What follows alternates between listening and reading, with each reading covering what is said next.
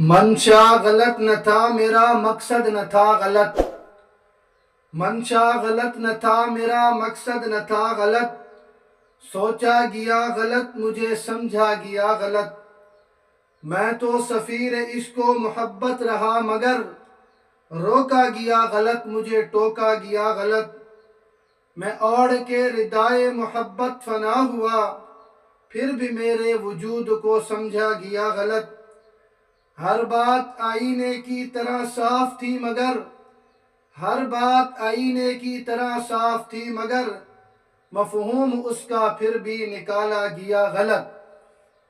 سامعین و ناظرین مکرم، حضرت اقدس حضرت شیخ الحدیث مولانا منظور احمد مینگل دامت برکاتہم العالیہ کا ایک کلپ وائرل ہے جس میں وہ حضرت قائد ملت اسلامیہ قائد جمعیت حضرت مولانا فضل الرحمن دامت برکاتہم العالیہ سے ٹیلی فون پر موبائل پر گفتگو کر رہے ہیں۔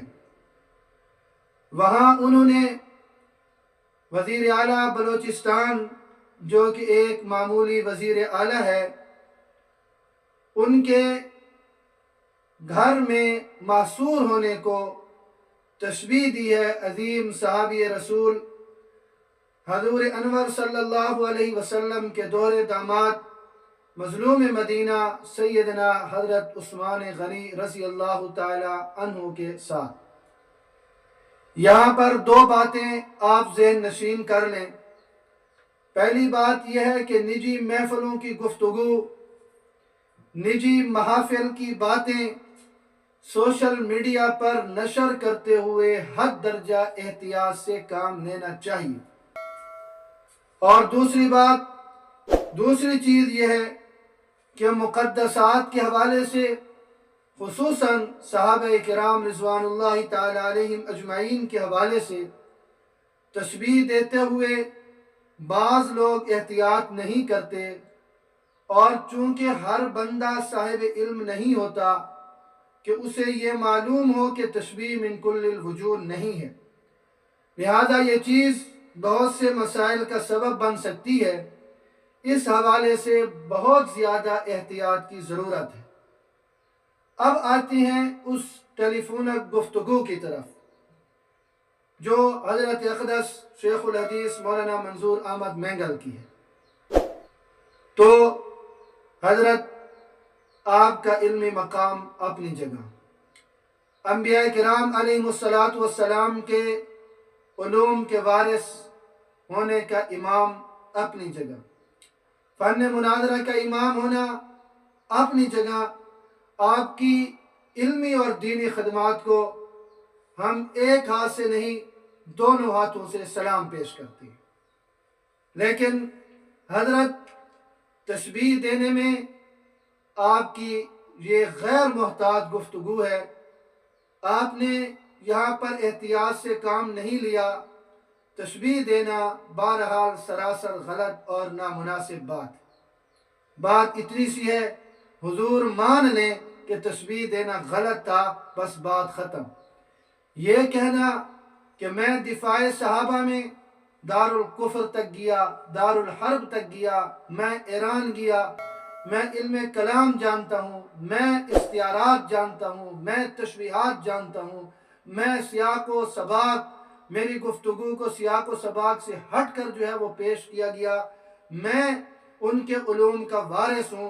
حضرت غلطی تھی، غلط تشبیہ دی گئی، نامناسب گفتگو تھی۔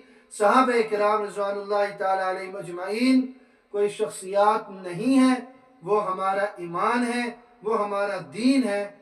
آپ اس غیر محتاط گفتگو پر آپ معافی مانگیں، غلطی پر اڑ نہ جائیں، اور مزید وضاحتیں دے کر اپنی علمیت کا روب نہ جھاڑیں۔ بس بات اتنی سی ہے، اس کی کوئی وضاحت دینے کی ضرورت نہیں ہے۔ ہم آپ کے علمی مقام کو، ہم آپ کی دینی خدمات کو سلام پیش کرتے ہیں۔ ہر حوالے سے آپ کا علمی مقام بہت بلند ہے، بہت بلند ہے، لیکن سبقت لسانی ہوئی ہے، آپ سے غلطی ہوئی ہے، گستاخی نہیں اور توہین نہیں، بلکہ غلطی ہوئی ہے۔ اور اس غلطی پر آپ وضاحتیں نہ دیں، بلکہ آپ معافی مانگیں۔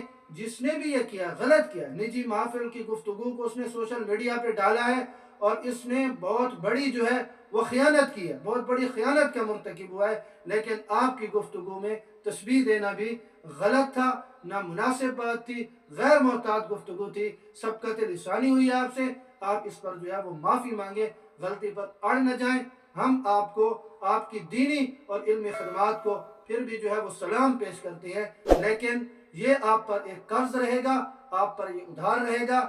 آپ تک جب یہ بات پہنچے تو آپ مزید اس کی جو ہے وہ وضاحت نہ کریں، بلکہ اس کی جو ہے وہ معافی مانگیں۔ اللہ رب العزت آپ کا علمی مقام اور بھی بلند کر دے گا۔ ہماری نظروں میں صحابہ کرام رضوان اللہ تعالیٰ علیہ مجمعین کے حوالے سے گفتگو کرنے میں بہت درجہ احتیاط کی ضرورت ہے۔ اللہ رب العزت ہمیں دین کی سمجھ نصیب فرمائے، ہمیں دین کے ساتھ وابستگی عطا فرمائے۔ وآخر دعوانا ان الحمدللہ رب العالمین۔